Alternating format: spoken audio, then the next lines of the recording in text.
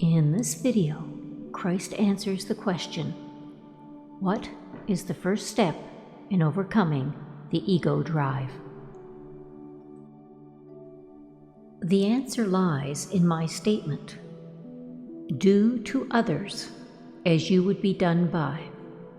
This is the first step to overcoming ego drive.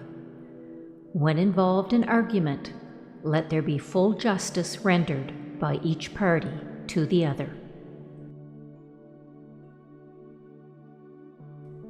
Listen, absorb, heed, make amends as far as possible.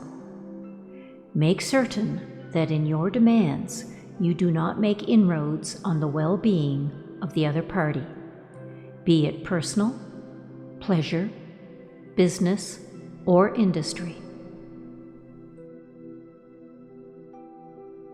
Remember that as you do to others, so will it eventually be done to you.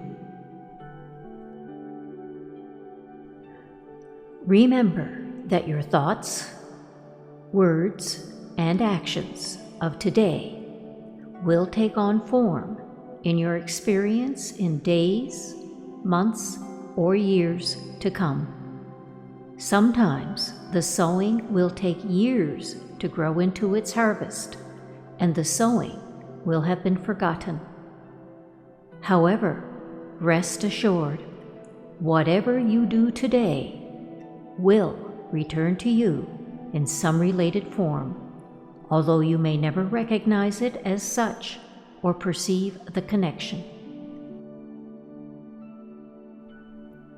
Whatever you would have people say about your mistakes, say those things and mean them about the mistakes that other people may make, friends or strangers.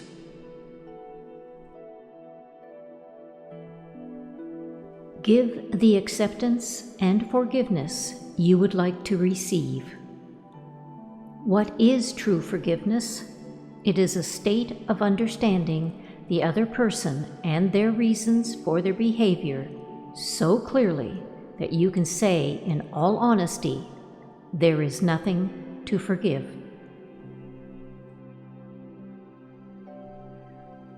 The loyalty, kindness, and generosity you would like to receive when in trouble, give to others when they are struggling with heavy burdens. Never turn to them a cold shoulder. Learn to look at a person or a situation with the eye of kindly discernment. See them as they are at this moment, and then remember that I see them with compassionate love. If you see a real need of improvement in them for their own good and the future enhancement of their well-being, look at them only with heart and eyes of love and see them as they can be in the future. Take them in thought to their source of being and know that your prayer has surely blessed them and opened doors to their development. Seek guidance from divine consciousness as to whether you can broach the subject of their improvement, and ask how this may be done to ensure their happy acceptance of counsel and ultimate success in personal development.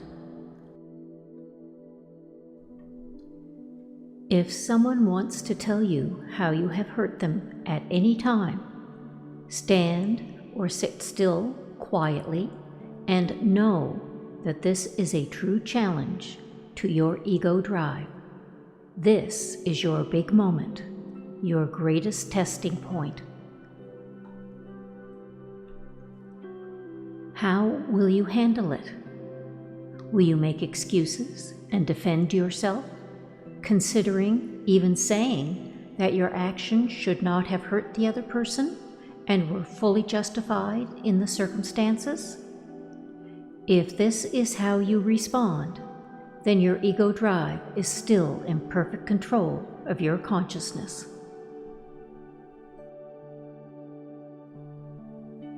If, however, you can realize that the great moment of truth is upon you, and because of this awareness, you are able to remain quiet and calm, listening to the other person's descriptions of their hurt at your hands, you are succeeding in the first overcoming of your ego.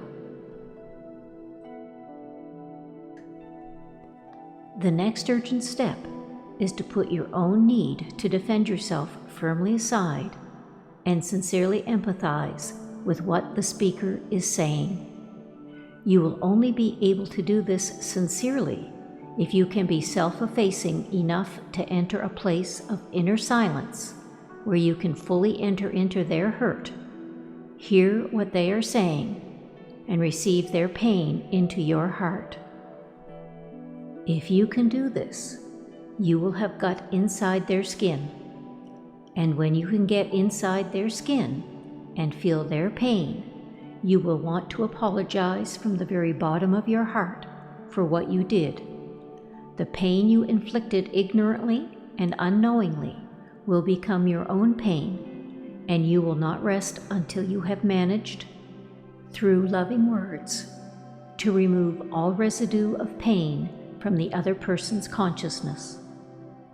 You will then have healed the hurt, and it will also be eliminated from your electromagnetic consciousness system. You have won a great victory over self. You will have reached that point of inner strength and endurance when you can truly perceive the reality of other people as being of equal validity with your own. You have recognized and accepted that others can be hurt by your actions in just the same way as you have been hurt by others.